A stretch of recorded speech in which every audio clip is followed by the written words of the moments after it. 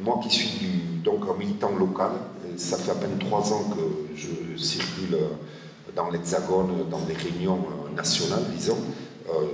Autrement, toute ma vie, j'étais un militant local. Et donc, j'ai un regard un peu neuf sur ce que je vois en France dans la gauche, dans le mouvement associatif, syndical, politique, écologiste, altermondialiste. Et donc neuf, et je trouve, alors c'est vraiment, j'essaye de le faire en toute humilité, c'est vraiment pas pour donner des leçons, etc. Et moi, je comprends pourquoi la gauche est en panne et pourquoi c'est le Front National qui monte et qui attire les jeunes. Parce que ce que je vois des réunions, des mouvements, etc., moi, je trouve que ça fonctionne mal. Et c'est beaucoup de blabla. Et c'est pas assez de rigueur. Et je pense que quand on ne travaille pas avec les bonnes méthodes, on n'a pas les bons résultats.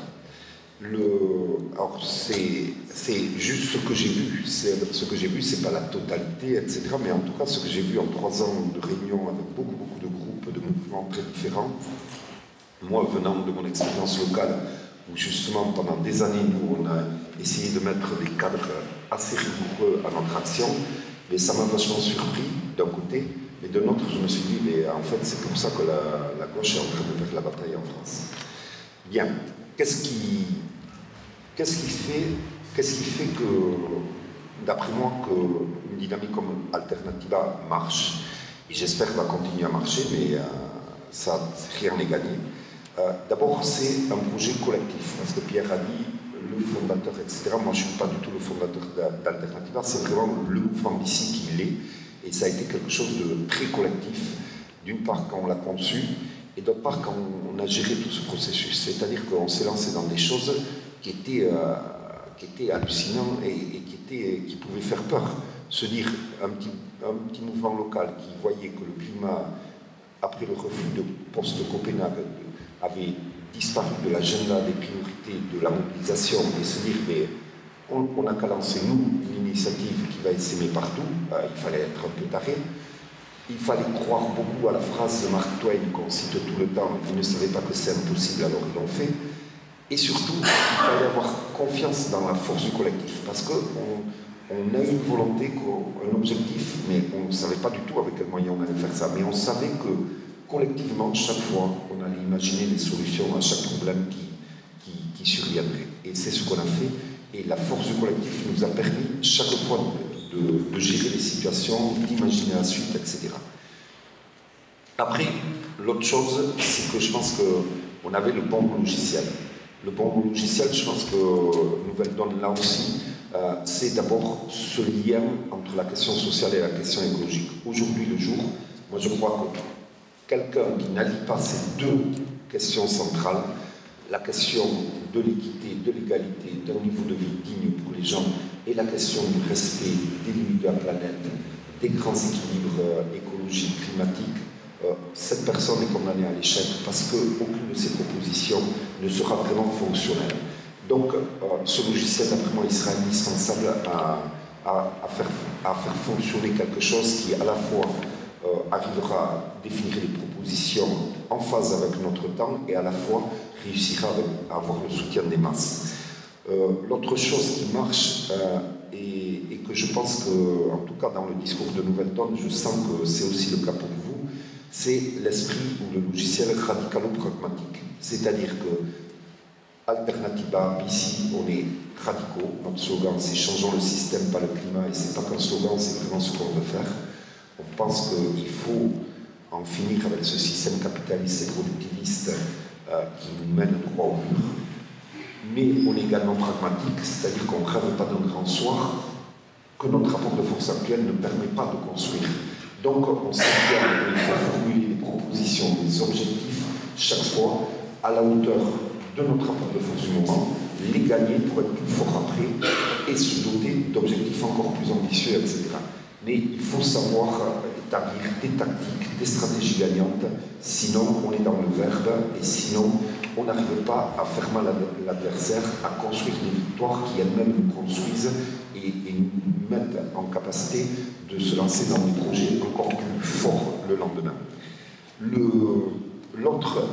L'autre point, et vous allez voir que c'est une série de paradoxes apparents, comme c'est donc premier paradoxe apparent, le fait d'allier justice sociale et écologie.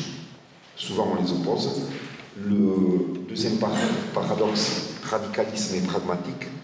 Troisième paradoxe, le côté rigoureux et festif et convivial. C'est-à-dire que nous, on pense qu'on peut être à la fois dans des dynamiques militantes qui sont à la fois très conviviales, festives, cet esprit qu'il y a dans les alternatives, et en même temps très rigoureux, très discipliné, et qu'il le faut. Dans l'alternativa, depuis le début, on a appliqué les mêmes méthodes qu'ici. Les réunions commencent à l'heure, finissent à l'heure, pile. Sont gérées selon un ordre du jour qui est envoyé à l'avance, avec chaque point qui a un minutage, et on ne dépasse pas le temps qui est imparti. Font l'objet d'un compte rendu qui est envoyé tout de suite après la réunion à tous les adhérents. Et c'est géré comme ça, avec des animateurs, des tours de parole, etc. Il n'y a pas de gens qui commencent à s'écouter parler pendant, etc. Tout ça, ça a des résultats concrets. Ça veut dire que les gens qui ont un travail le lendemain, qui ont des gosses, etc., sont rassurés. Ils savent que la réunion va commencer à l'heure, va finir à l'heure. Si c'est indiqué à 21h, ils savent qu'à 21h30, ils seront chez eux. Et tout ça, ça facilite l'accession d'un plus grand nombre au militantisme. Et ils savent qu'on ne perd pas son temps, que chaque réunion va accoucher de décisions. Donc que le temps qu'ils investissent est efficace. Et ça, c'est beaucoup pour faire qu'un mouvement militant ne soit pas fait que de militants justement professionnels, un peu déphasés, etc., mais au contraire des vrais gens, entre guillemets. Donc cette rigueur également, qu'on a décrite un peu après l'alternativa Bayonne dans un kit méthodologique sur la base duquel on travaille les autres alternativas, où on était très très exigeants. Mais pour nous, c'était parce que la bataille climatique est d'une telle urgence, d'une telle gravité qu'on ne peut pas se payer de mots et qu'on n'est pas là pour militer, pour batailler, mais on est là pour gagner. Moi, si je ne pensais pas que je pouvais gagner, je serais sur un hamac en train de boire du mojito. Et je milite parce que je crois qu'on peut transformer cette société, qu'on peut gagner, et donc je m'en donne les moyens. Donc, autre paradoxe, cet aspect à la fois très militant qu'on a, avec des jeunes, des gens qui donnent beaucoup, qui sont à fond, qui sont prêts à sacrifier leurs études, leur boulot, pour s'investir à fond dans le militantisme, parce qu'ils y croient, parce qu'ils savent que l'enjeu climatique est un enjeu décisif et que ça se joue qu'une fois, et c'est maintenant. Et le fait d'éviter les seuils d'emballement climatique, donc on a une responsabilité immense sur nos épaules, et ça, effectivement, ça te conduit à faire des choix de vie différents, et à la fois très inclusifs, c'est-à-dire justement tout faire pour ne pas se retrouver qu'entre militants, et aller chercher, et notamment les secteurs populaires, les secteurs qui aujourd'hui sont de moins en moins captés par notre militantisme. Et par exemple, je vais donner un seul exemple, mais c'est vraiment ce type de choses que nous, on encourage, alors que certains, dans la gauche française, disent que c'est scandaleux. Ceux qui ont fait Alternativa à Givors, par exemple, à côté de Lyon, ils le faisaient dans un quartier très populaire, ils voulaient toucher une population qui était touchée par aucune sphère militante là-bas. Et qu'est-ce qu'ils ont fait? Ils ont repéré qui étaient les leaders d'opinion dans ces quartiers, ils ont été les voir, ils leur ont expliqué le projet Alternativa. Et notamment, qu'est-ce qu'ils ont fait? Ils ont été voir l'imam et ils lui ont parlé d'Alternativa. Et cet imam a parlé d'Alternativa dans sa prêche. Et le week-end d'Alternativa, il y avait plein de femmes voilées, il y avait plein de gens de ces quartiers qui étaient là, parmi les stands, etc. etc. Et avec eux, ils avaient créé en plus des gens dont le seul poste de travail dans Alternativa, c'était d'aller voir tous ces gens qui étaient paumés évidemment dans ces stands et qui les amenaient, qui leur expliquaient bien ça, c'est une banque éthique qui fait ceci, qui fait cela, ça c'est un système, etc. C'est-à-dire qu'ils se contentaient pas seulement d'aller chercher les gens au lieu d'attendre qu'ils viennent, mais en plus quand ces gens arrivaient, ils avaient une espèce de service d'accueil pour expliquer et faire la passerelle entre ces trucs militants et ces gens-là. L'autre chose aussi, c'est on gagnera la bataille, on aura une masse de gens avec nous si on arrive à articuler des propositions systémiques, la proposition écologique, sociale, etc., systémique, mais également un travail quotidien, un travail de proposition très concrète, ça je sais que vous le faites aussi à Nouvelle-Donne, pour répondre aux besoins élémentaires, matériels, quotidiens des gens, leur emploi, leur niveau de vie, leur santé, leur logement, leur quête de reconnaissance, leur besoin de lien, leur quête de sens. Il faut ces réponses-là, parce que si vous ne donnez pas ces réponses, et si vous n'êtes pas présent là auprès des gens pour leur donner, pour ça sera une autre force qui leur donnera ces réponses. C'est injuste, c'est dramatique, mais c'est comme ça. Même les porteurs de mauvaises solutions gagneront la bataille si c'est eux qui donnent la soupe aux gens, si c'est eux qui leur résolvent leurs problèmes d'école et de santé, etc. Les frères musulmans en Égypte, les islamistes de tout poil, le Front National, etc. La question, pour gagner une majorité, il faut être avec les gens et être ceux qui défendront le mieux leur intérêt immédiat, répondant le mieux à leurs préoccupations élémentaires. Il n'y a pas de secret. Et après, pour finir, quelques points d'importance. Alternativa, on fait un énorme travail de formation en permanence, et que ce soit par les processus eux-mêmes qui sont très formateurs, mais également par des formations qu'on fait à la méthodologie, au fond du sujet sur l'urgence climatique et la justice sociale. On fait ça en permanence parce que pour nous, vraiment, la formation, c'est un accélérateur.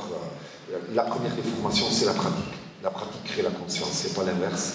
Et à partir de là, il faut développer cette formation pour rendre les gens plus efficaces, avec une compréhension du sens global. Et là, vous faites de chaque militant une organisation à lui tout seul. L'action concrète, il y a trop de blabla. Je ne dis pas ici, mais en tout cas, dans beaucoup de choses que j'ai vu des gens passer des mois de réunion sans prendre de décision concrète, sans passer à l'action. Et ça fait fuir beaucoup trop de gens normaux. Et être ultra organisé et enfin responsabiliser les gens. Chaque fois qu'on repère quelqu'un qui est bon, qui a un potentiel et qui ne le sait pas lui-même, donc il ne va pas prendre les responsabilités, trouvez-lui quelque chose à faire, une fonction, un rôle, et mettez-le en responsabilité. Je crois que c'est faux de dire le politique ne marche plus, n'attire plus les gens, etc. Hélas, il y a un contre-exemple, c'est le Front National. Le Front National réussit. Le Front National est très présent, marque le débat, influence la ligne idéologique de la classe politique actuelle, être présent dans les quartiers, les rues, pas toutes.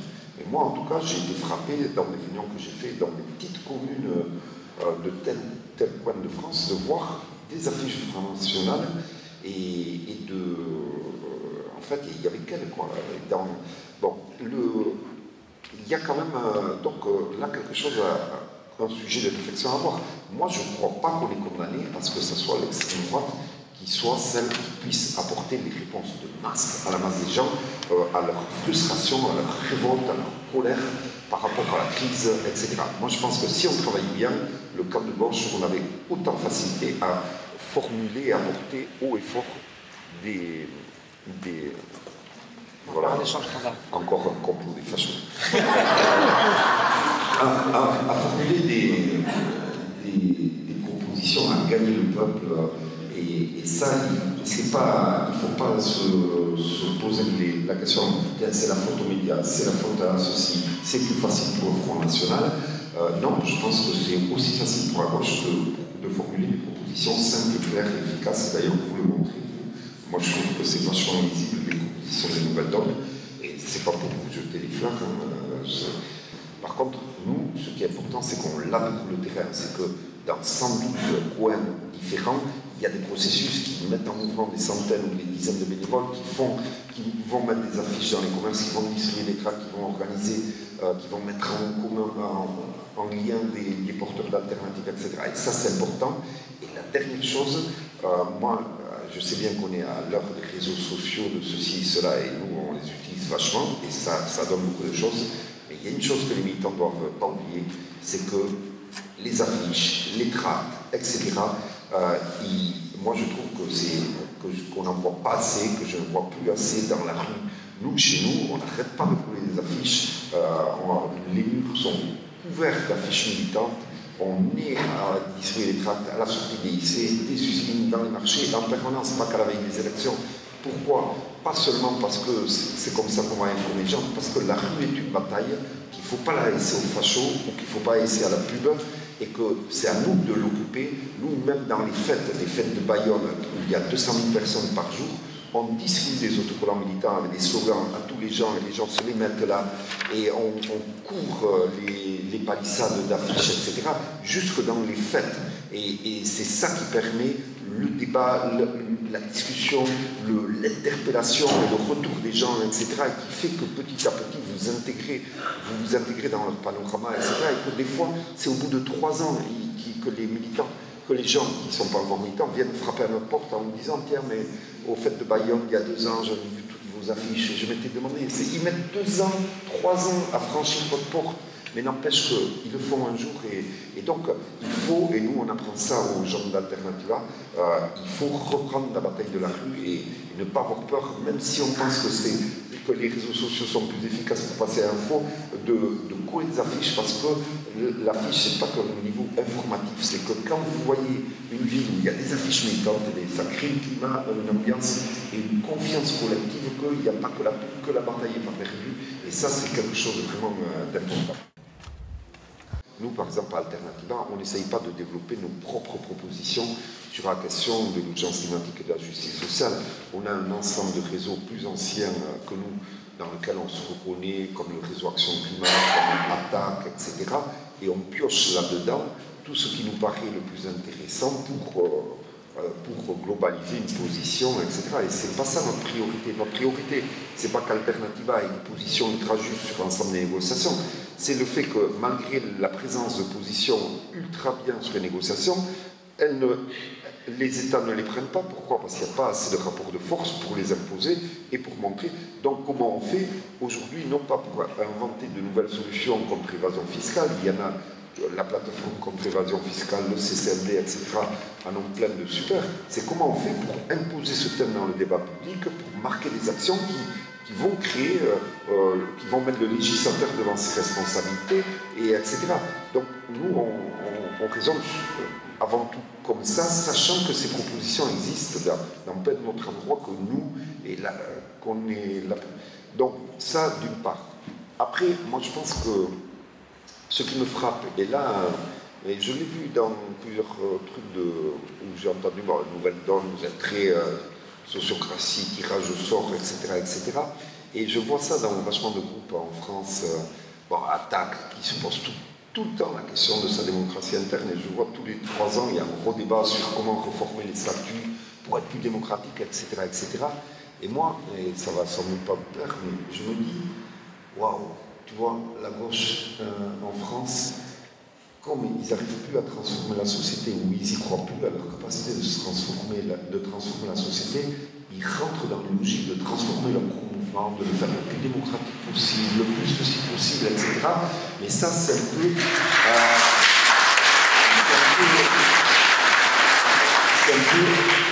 c'est un peu en fait un aveu d'impuissance et on transfère nos efforts, nos énergies qui devraient être comment on restaure la démocratie en France à un jeu un peu nombriliste, à comment on se parfait nous-mêmes.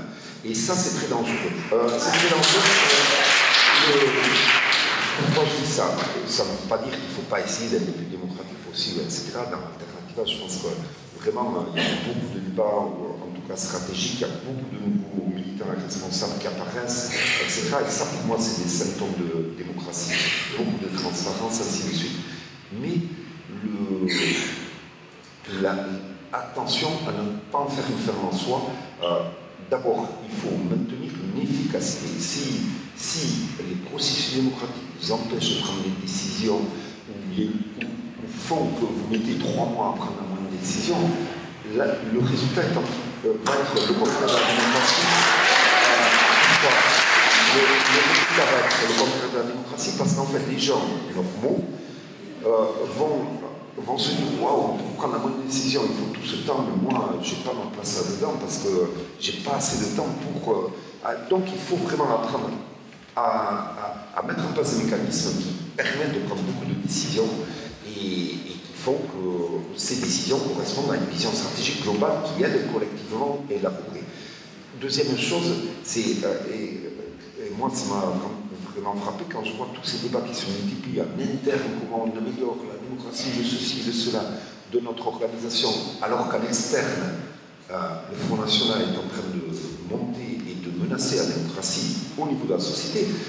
Je me dis, mais est-ce qu'ils ne sont pas en train de perdre de vue qu'à force d'améliorer leur démocratie interne et de ne pas mener la bataille où il faut la mener et de ne pas avoir les moyens, l'efficacité et la capacité de prendre le nombre de décisions nécessaires pour mener la bataille où elle se mène dans la vie réelle, mais oui, ils auront peut-être des groupes super démocratiques et encore, c'est approuvé, mais ils auront perdu la démocratie dans le cadre de la société.